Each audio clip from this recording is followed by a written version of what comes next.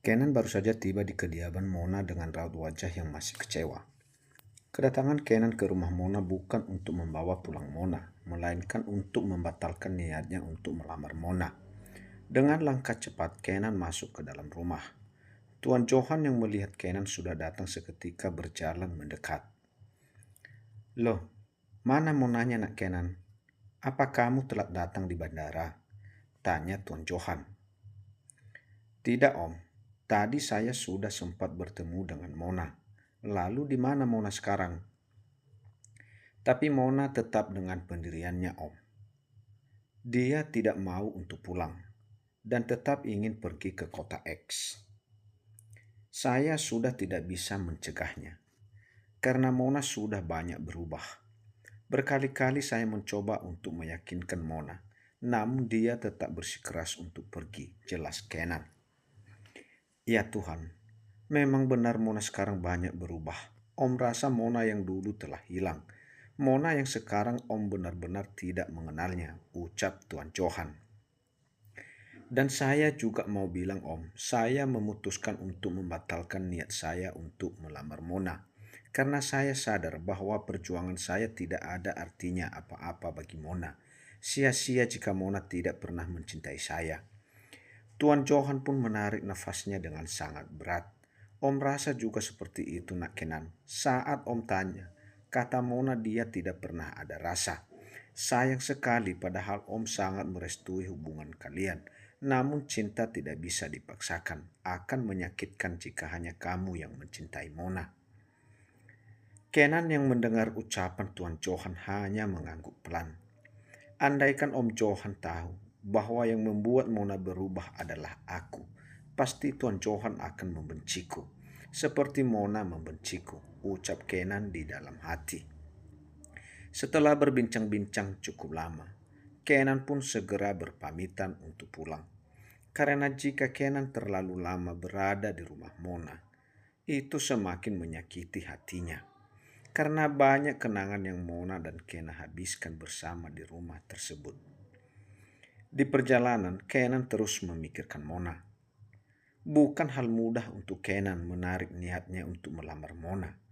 Namun Kenan melakukan ini karena ucapan Mona sendiri. Untuk apa dia mengharapkan Mona dan bertanggung jawab terhadap Mona jika Mona tidak pernah menginginkan kehadiran Kenan yang mencoba untuk membahagiakannya. Bahkan Mona bilang dia akan menggugurkan kandungannya jika Mona hamil. Ucapan itulah yang membuat Kenan begitu kecewa terhadap Mona. Jika kamu hamil, dia ada karena kesalahanku. Mona bukan kesalahanmu. Dan anak itu namun aku mencoba memperbaiki kesalahanku. Namun kamu tolak mentah-mentah begitu saja. Baiklah, aku akan menuruti keinginanmu. Jika memang kamu menyuruhku untuk pergi, aku akan pergi dari hidupmu. Toh kamu juga tidak menginginkan anak dariku. Untuk apa aku bertahan? Pesan yang sudah Kenan kirimkan kepada Mona. Dan Mona begitu cepat membukanya. Kenan tidak mengharapkan balasan dari Mona. Mona sudah membaca pesan tersebut. Saja Kenan sudah sangat lega. Setibanya di rumah Kenan melihat ayah dan mamanya sedang bersantai di depan ruang TV. Kenapa Ken, kok wajahmu muram seperti itu? Tanya Tuan Galang sambil menikmati acara TV. Kenan hanya lelah saja. Kenan yang sudah duduk di depan ayah dan juga mamanya. Pa, panggil Kenan. Jawab Tuan Johan sedikit menoleh ke arah Kenan. Namun kembali menatap ke layar televisi. Kenan mau menikah dengan anak teman papa. Yang sudah papa jodohkan sama Kenan, ucap Kenan. Tuan Galang yang mendengar ucapan Kenan seketika langsung menekan tombol off pada remote dan TV pun mati begitu saja. Gimana? Papa nggak dengar? Tuan Galang yang menginginkan Kenan mengulang ucapannya. Padahal ia sudah sangat jelas mendengar ucapan Kenan barusan. Kenan mau menikah dengan perempuan yang sudah papa pilihkan untuk Kenan, ucap Kenan lagi. Kamu yakin Ken? Mau menikah dengan Dewi, anak teman papa itu? Tanya Tuan Galang lagi untuk lebih memastikan bahwa Kenan tidak berbohong. Iya Pak, jawab Kenan. Kamu sedang tidak mabuk kan? Kamu 100% sadar kan? Tuan Galang yang mendekatkan wajahnya untuk menatap wajah Kenan. Memang muka-muka Kenan ini kelihatan habis mabuk, ucap Kenan sedikit menatap tajam ke arah ayahnya. Lalu bagaimana dengan Mona, Ken? Apa benar dia menolak lamaranmu? Tanya Nyonya Karen. Keluarga Mona belum memberikan keputusan, Ma. Begitupun dengan Mona. Lebih baik Kenan mundur saja dan membatalkan niat Kenan untuk menghalalkan Mona. Karena itu sangat sia-sia. Nah, betul, sahut Tuan Galang. Untuk apa menunggu yang tidak pasti? Perempuan itu biasanya banyak yang ingin segera dihalalkan. Lah, itu Mona, malah tidak jelas. Mending skip aja, cari yang mau dihalalin. Ya, gak boy. Tapi kan Mona itu dokter, Pak. Ya pantas saja dia tidak terburu-buru untuk menikah. Apalagi kemarin dia baru saja gagal menikah. Itu pasti masih membekas di dalam hatinya. Masih ada trauma untuk menuju ke jenjang yang lebih serius lagi bersama laki-laki. Ucap Nyonya Karin lagi. Nah, kemarin Mona tidak jadi menikah kan? Karena calonnya selingkuh. Dari situ saja sudah terlihat, mah. Pasti ada yang salah dengan Mona. Makanya tunangannya pilih wanita lain. Sudah, Pak. Kenan tidak mau Papa terus menjelek-jelekan Mona. Karena Mona itu wanita yang baik. Ya sudah, Kenan masuk ke kamar dulu. Mau istirahat, capek.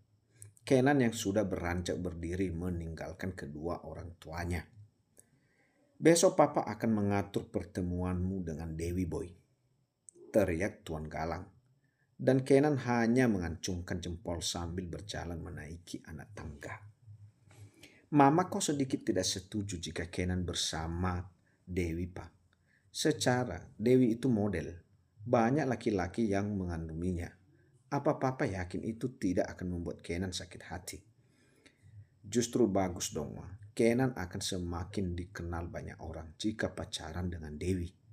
Mama ini bagaimana sih? Tuan Galang yang menggaruk kepalanya. 2 bulan pun berlalu. Di sebuah gedung megah begitu terlihat sangat ramai. Karena besok adalah hari pernikahan Kenan bersama Dewi. Dekorasi mewah sudah terpasang begitu rapi di tempatnya. Bahkan 800 kursi untuk tamu undangan sudah disediakan. Sore ini Kenan sedang duduk di sebuah tempat duduk sambil memantau gedung tempatnya bersulok melaksanakan ijab kabul dan resepsi. Kenan hanya melamun, tatapannya kosong. Sebenarnya Kenan begitu berat untuk menikah dengan Dewi karena Kenan tidak pernah mencintai Dewi. Padahal Dewi adalah wanita yang cantik, bahkan mempunyai karir yang cemerlang. Namun entah kenapa Kenan belum bisa untuk mencintainya hingga 2 bulan ini. 20 tahun saja dia tidak bisa mencintai wanita manapun, hanya mencintai Mona.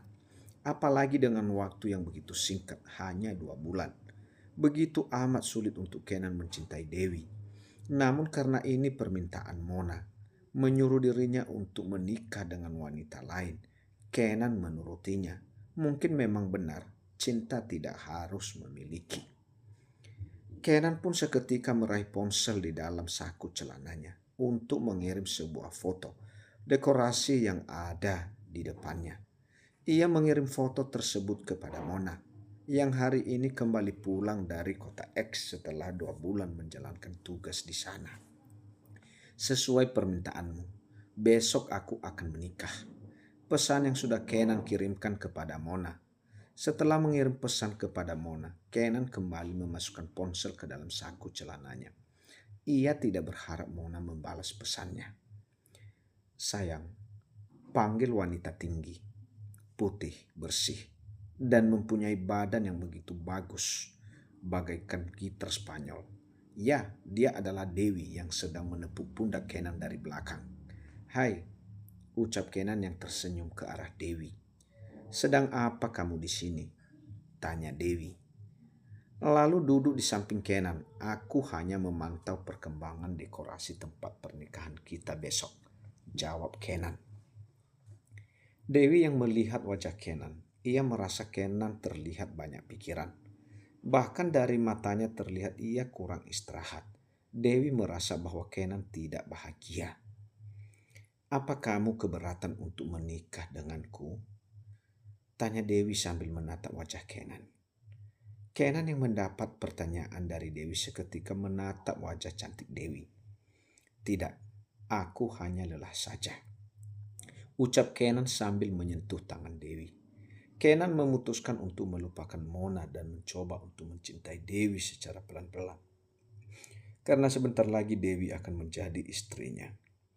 Di dalam pesawat, Mona berkali-kali memuntahkan isi perutnya. Hingga Ardian pun menjadi panik saat duduk di sampingnya. Mona merasa perutnya merasa sangat mual dari kemarin. Bahkan kepalanya begitu sangat pusing. Padahal Mona tidak punya riwayat penyakit apa-apa. Dan ini menjadi pertama kalinya Mona mabuk saat menaiki pesawat. Biasanya Mona tidak pernah. "Mona, apakah kamu baik-baik saja?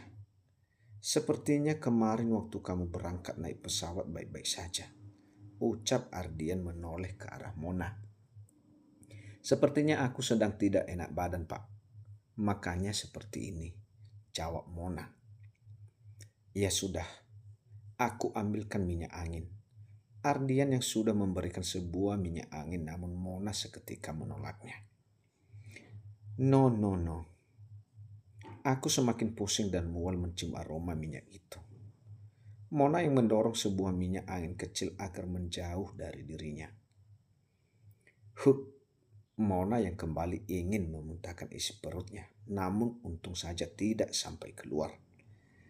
Ardian yang melihat Mona mencium aroma minyak angin semakin mual dan pusing pun seketika ikut mencium minyak angin di tangannya. Memang ada masalah dengan baunya. Baunya enak kok, segar. "No, aku tidak suka baunya." Mona yang menutup hidungnya dengan sebuah tisu. Salah satu pramugari yang melihat Mona terus memuntahkan isi perutnya dan wajahnya begitu sangat pucat pun seketika berjalan mendekat ke arah Mona sambil membawa sebuah minuman. "Selamat sore, Nona. Apakah Nona baik-baik saja?" tanya pramugari tersebut. "Yes, aku baik-baik saja," jawab Mona dengan nada yang begitu lemah. "Mari minumlah jus mangga muda ini, Nona, agar perut Anda sedikit enak." Pramugari yang sudah memberikan sebuah jus mangga muda kepada Mona. Mona yang melihat sebuah jus terlihat segar dan enak seketika meraihnya. Mona langsung menegak jus tersebut hingga hampir habis. Ardian yang melihat Mona begitu menikmati jus tersebut seketika terkejut. Padahal dari tadi Ardian terus menawarkan makanan dan minuman, namun Mona menolaknya dengan alasan mual dan tidak suka. Dan hanya jus mangga yang Mona mau menerimanya. "Sepertinya istri Anda ini sedang ngidam, Tuan," ucap pramugari yang bernama Sinta. Ardian yang mendengar ucapan pramugari tersebut semakin terkejut. "Hah? Ngidam? Maksud Anda Mona sedang hamil?" "Iya, saya pikir istri Anda sedang hamil. Karena saat dulu saya hamil juga seperti itu. Sukanya minum yang segar-segar, seperti jus jeruk dan jus mangga muda," ucap Sinta. "Tapi Mona ini bukan istri saya, Mbak. Dan kita sama-sama masih lajang. Belum ada yang menikah.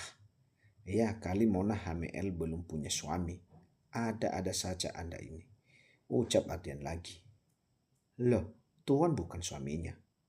tanya Sinta yang tak kalah terkejut. "Bukan," jawab Ardian. "Lah, saya kira kalian berdua pasangan suami istri.